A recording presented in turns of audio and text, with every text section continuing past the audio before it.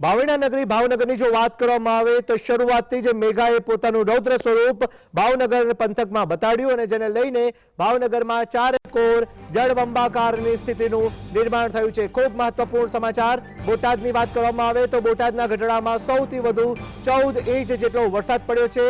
ભાવનગરના પાલીતાણા અને સિહોરમાં પણ 12 ઇંચ જેટલો વરસાદ ખાબક્યો। નીચાણવાળા વિસ્તારોમાં જળભરાવની સ્થિતિનું નિર્માણ થયું હતું। જેસરની વાત કરવામાં આવે તો જેસરમાં પણ 11 ઇંચ જેટલો વરસાદ પડ્યો છે। આ સાથે જ ઉમરાળામાં પણ 11 ઇંચ જેટલો વરસાદ નોંધાયો। નીચાણવાળા તમામ વિસ્તારો જળમગ્ન થયા હતા। મહત્વની વાત એ સામે આવી રહી છે કે ચારેકોર જળબંબાકારની સ્થિતિ છે। કેટલાક લોકો પાણીના પ્રવાહમાં તણાયા હોવાની વાત પણ સામે આવી હતી, જેમને રેસ્ક્યુ કરીને સ્થાનિય પ્રશાસન દ્વારા બચાવવામાં આવ્યા હતા।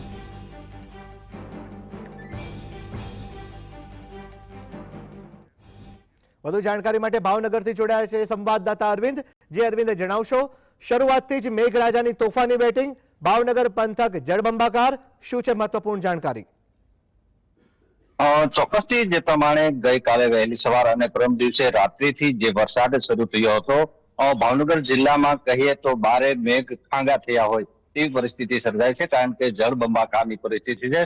ભાવનગરના તમામ તાલુકાઓમાં 10 થી 12 ઇંચ જેટલો વરસાદ પડ્યો હતો। તેમાં ખાસ કરીને પાલીતાણા અને સિહોરમાં 12 ઇંચ વરસાદ પડ્યો હતો। આ ઉપરાંત ભાવનગરમાં 2.5 થી 3 ઇંચ જેટલો વરસાદ પડ્યો હતો। મહુવામાં 10 ઇંચ જેટલો વરસાદ, જેસરમાં 11। આમ ગણીએ તો ભાવનગર જિલ્લાના જે તમામ તાલુકા છે તેમાં 5 થી 12 ઇંચ જેટલો વરસાદ પડ્યો હતો।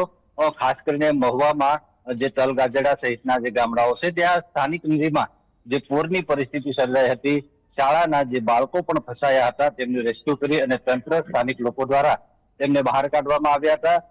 આજની જો વાત કરીએ તો ભાવનગર જિલ્લાનો મહત્વનો ગણી શકાય તેવો શેત્રુંજી ડેમ, તેમાં પાણીની પુષ્કળ આવક થઈ રહી છે। શેત્રુંજી ડેમ આજે 80% જેટલો ભરાઈ ગયો છે, જેને લઈને તંત્ર દ્વારા જે નીચાણવાળા વિસ્તારો છે, તળાજા અને પાલીતાણાના કેટલાક ગામડાઓ છે તેમને સાવધ કરવામાં આવ્યા છે। લોકોને નદી પટમાં ન જવા માટેની પણ સૂચનાઓ આપવામાં આવી છે। શેત્રુંજી ડેમના ગમે ત્યારે દરવાજા ખોલી શકાય છે।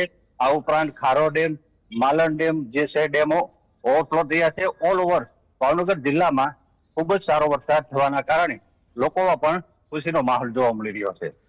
જી અરવિંદ, અહીંયા એક સવાલ એ ઉપસ્થિત થાય છે કે ભાવનગરમાં મેઘાની તોફાની બેટિંગ તો જોવા મળી રહી છે, ચારેકોર કહી શકાય કે જળબંબાકારની સ્થિતિનું નિર્માણ થયું છે। સ્થાનિય પ્રશાસન દ્વારા શું બચાવ કામગીરી કરવામાં આવી છે અને પાણી જે જ્યાં ભરાયા છે ત્યાં આગળ કેવી રીતના પાણી ઓછું કરવા માટે કામગીરી કરવામાં આવી રહી છે તે જણાવશો? ચોક્કસથી ખાસ કરીને પાણી ભરવાની પરિસ્થિતિ મહુવાના ગ્રામ્ય વિસ્તારમાં જોવા મળી હતી।